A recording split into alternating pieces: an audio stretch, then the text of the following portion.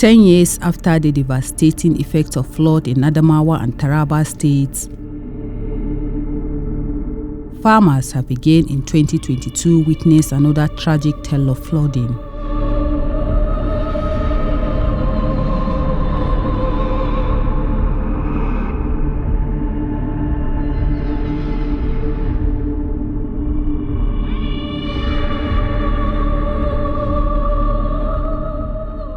To tell the story of these farmers, we embarked on a journey to Taraba State, moving through villages and hamlets that are mostly inaccessible due to insecurity and bad roads.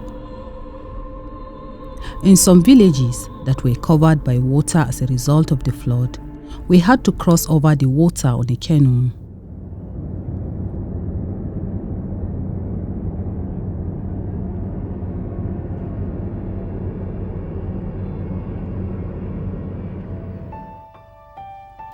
In Ardokola, we met a 74-year-old Jolde Atiku, a farmer whose farmland and many others were wiped out by the flood.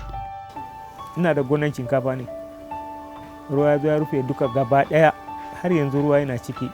Ban isa je wajen ba ma. Sai da jirgi. Ni at least dai na wasa iri buhu 10 na shinkafa. Ruwan Benue ne ya zo ya mamaye wajen. Ruwan Benue ya zo ya mamaye, sannan na Loddo kuma ya zo ya kara. Ya rufe wajen gaba daya. At least dai in na shiga jirgi daga kauyen zuwa gona na, ina yin awa 3 kafin je wajen. Dozens of houses have been destroyed, many have been killed and many more displaced. Most of the farmers had obtained loans to boost agricultural production with high hopes for bouncing harvest. Farin farko dai na karbi loan ne a banki. Banki sun bani $1,500,000. Suka bani $1,500,000, na zo na fara aikin gona. Na gabi kudin ba zai ishe ni ba. Sai na sayar da gidana. $2,500,000. Shine na hada na yi aikin gonan. To, ni a damani na kace kudi zan samu alheri. At least dai abinda nake fata zan samu kusan buhu 700.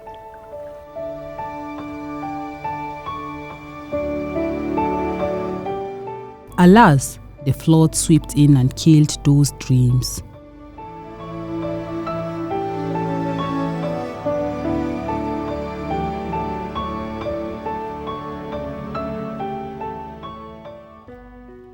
All this is happening because of climate change and unfriendly human activities to the environment.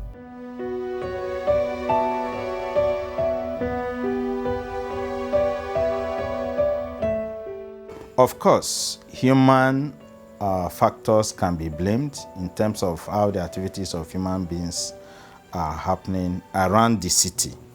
But majorly, most of the flood we are seeing is a fingerprint of climate change. We are having rainfall uncertainty.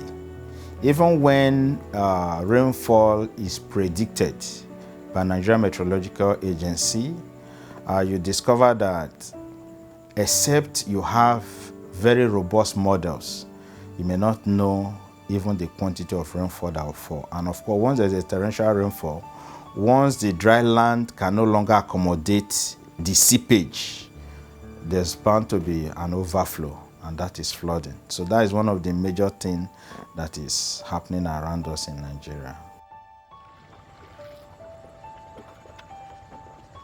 There is a stark irony emanating from the sad stories of devastation of these farmers. Adamu Bello, who is also a victim of the devastation, has been forced into fishing and paddling as a career alternative, all in the bid to survive. Wayannan filin da kika gani gaba daya gonaki ne, ba kala noma da ba yi anan a wannan fadaman. Akwai karamin shinkafa, akwai babban shinkafa, akwai waken suya, ba kalan da ba yi. Amma da yakon Allah ga tana yanzu ta dawo filin ruwa. Wani ma bai samu ya je dubi gonanta ba har yau. Da kana na tudu zaka hange ruwa tana tsaye ne kawai. Ba halin zuwan gona. An ɗauka ɗaki an je far kama ba a son ta bai dawo ba. kuma majority garin gaba ɗaya manoma ne. Daga nan ma ya wuce har inda muka je can ya wuce wayancan duhuwan ya dangana da Benue. Nan kuma ya shafi Runde. Daga mai buhu 100, mai buhu 50, mai buhu 30, mai buhu 40. Ni mai magana ma na gani ma in ka je gona nan ka taka kafanka ba zai taku ba. Buhu 8 na wasa, amma ko kwano da ya bawa da ya dauka, amma ba mu dauka wani abu ba. Saboda barna kan an riga an yi, sai dai kawai an riga ya tafi. Tau is a hamlet located in Ardokola local government area of Taraba State. The river Benue passes through it, and it has been home for thousands of rice farmers from far and near. It is considered as one of the biggest communities that produces rice in Taraba State. But today, the future remains uncertain for most of these people. Gaskiya Tau ta yi asara, Taraba ta yi asara, Ardokola ta yi asara. Revenue da yake fita nan ba kaɗan ba ne. Cikin garin nan Tau, dan soma da cikin garin Tau, an yi asara na miliyoyin nairori. Shinkafa zuwa masara. Akwai wadda ya wasa shinkafa buhu 30, ruwa ya ɗauke. Irin ne karamin alhaki, buhu 20. Ruwa ya ɗauke. Akwai wanda suka yi buhu 40, 50, ruwa ya ɗauke. Inda kowane buhu duka idan an wasa shi akan samu buhu 100, buhu 90, an fadi a samu buhu 70. To duk wannan an yi asara na duk ruwa ya ɗauke ya tafi da shi. Yanzu muna ga Allah, muna son don Allah don annabi, gwamnatin jiha, tarayya, local government a dube mu da idon rahama, a taimaka mana iya kokarin da ya taimaka mana. Cikin Tau ruwa ya lalata mana amfani. Shumo Dagule ruwa ya kwace gabaki daya, mutane sun yi rufuna suna zaune. Sai abin da muka kalata a samu a tura musu.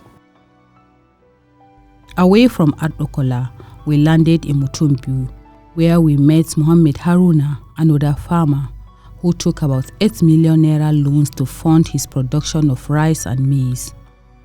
For him, the flood was an act of God, and refuses to believe that the natural disaster has indeed had any connection with climate change. Ambaliyar ruwa ya zo, mu dai muna nan kawai sai muka ga ruwa ya zo. A sa'ilin da ruwa ya zo kuma shi amfanin gonar mu bai nuna balle mu cire shi. Sannan ruwan ya zo ya yi ƙarfi, ya fi ƙarfin mu wanda ma ba za mu iya ma cirewa ba. Ga jirage din amma ba hali mu cire. Tunda jirgin ma mutum ya je wurin yana tsoro ne yanda mutum zai shiga haukan ruwan da jirgi. Saboda ba mu taɓa ganin irin wannan ruwa ya zo da yawa haka ba. Tabbas manoma sun karɓa loans amfanin gona loan domin su yi noma, kuma wannan ruwan ya lalatar da shi. Ni karan kaina ina daga cikin wadda muka karɓa loan domin mu yi aiki. Tunda dama mun saba muna karɓa, muna yi kuma muna mayarwa. Akwai ƙungiyoyi daban-daban wanda suke bamu loan. Akwai su Ripan, akwai su Nikas, akwai su Man, duka suna bamu loan muna aiki. Ni na karɓa loan ya kai na miliyan 8. Akwai basu suka kan wannan kan mu yanzu dai kawai tunda abu ne wanda bai taba faruwa da mu ba, mu taba mun karɓar loan don mu yi aikin noma ruwa ya zo ya cinye kama haka ba. Saboda haka yanzu muna ta zaune dai muna ta bawa juna shawaruka ya za mu yi mu samu mafita akan wani al'amari, ya za mu yi mu samu mafita akan al'amari. Once it was a hallmark of rice production, now is battling with land covered in water.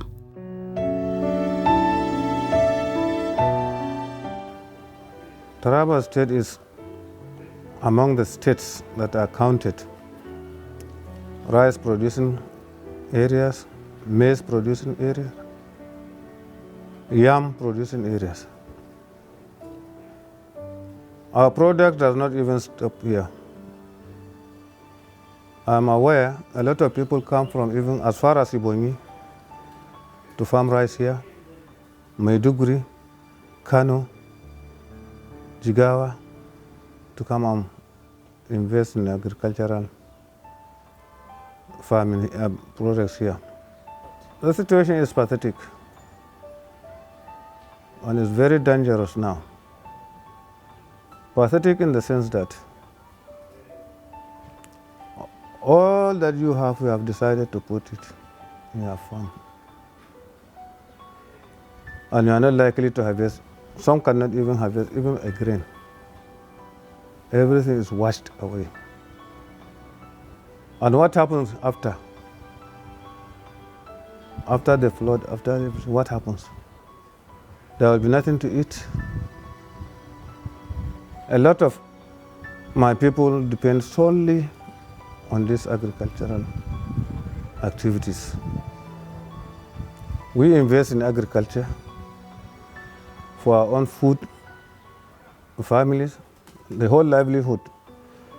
It is these agricultural products that we use to take part to sell, to pay school fees of our children, hospital bills, clothing,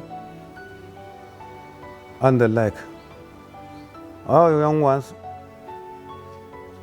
are assisted with these agricultural products to marry and be married off.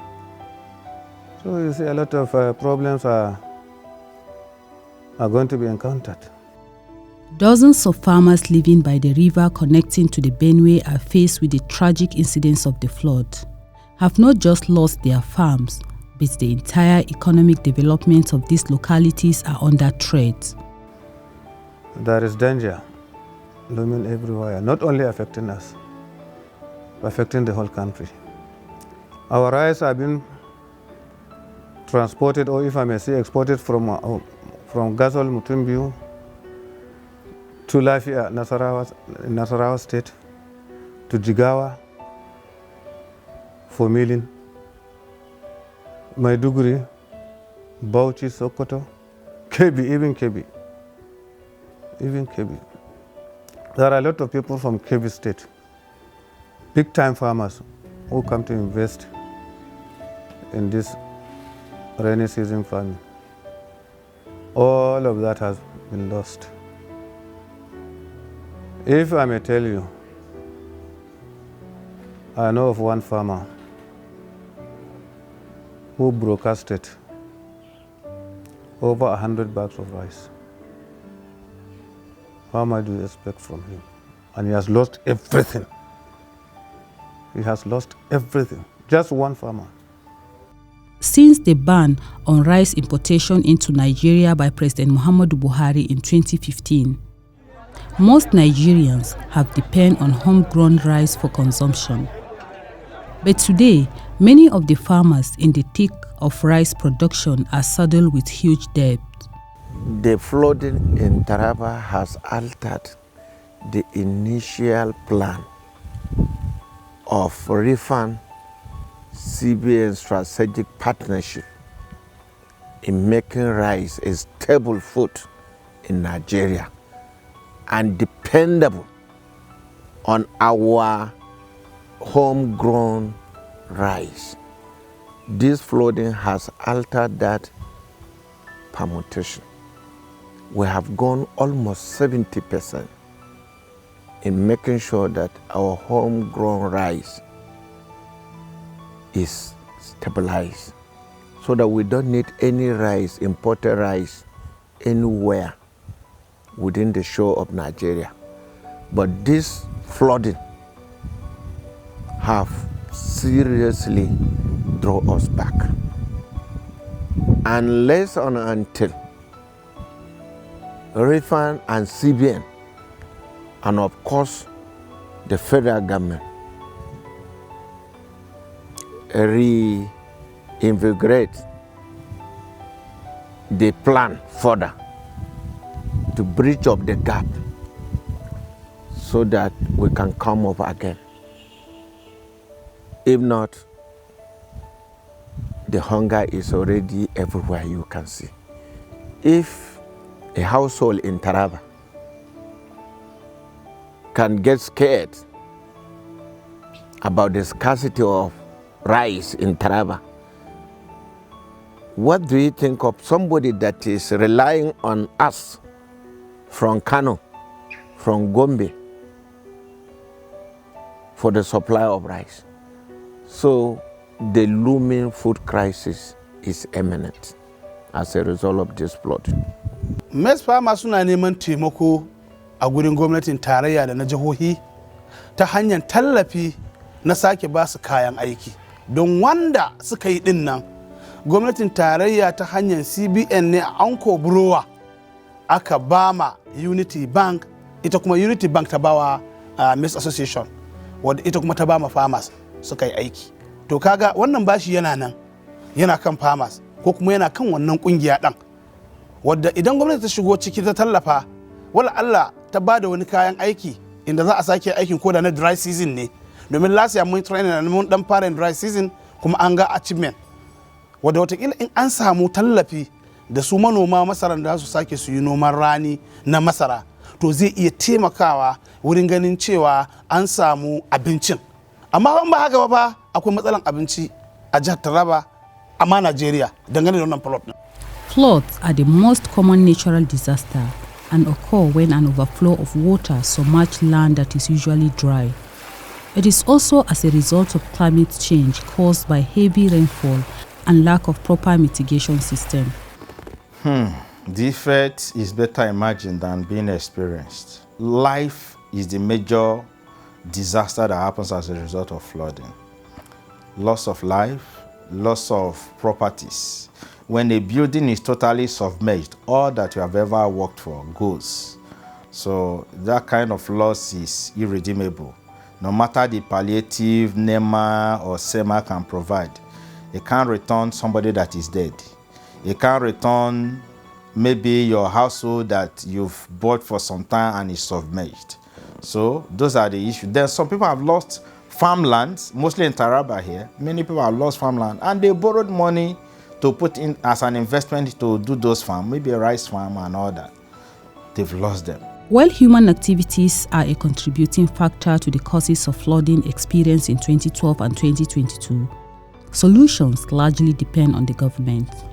There are two things we can do in terms of climate change. You do climate change adaptation and climate change mitigation. In terms of mitigation is preventing it from happening, okay? And by mitigation, maybe we build larger dams, okay? And stop pollution of the atmosphere that is causing the climate to change. Those are mitigated. But in terms of adaptation, that is living with it or coping mechanism. One of the ways you can cope personally is to move upland as an individual. Now, for somebody that has been affected, we need the efforts of government because sometimes it's beyond what an individual, a family, or a community can. You can imagine a community submerged in water. Who is going to help who? Is a tale of everybody is involved.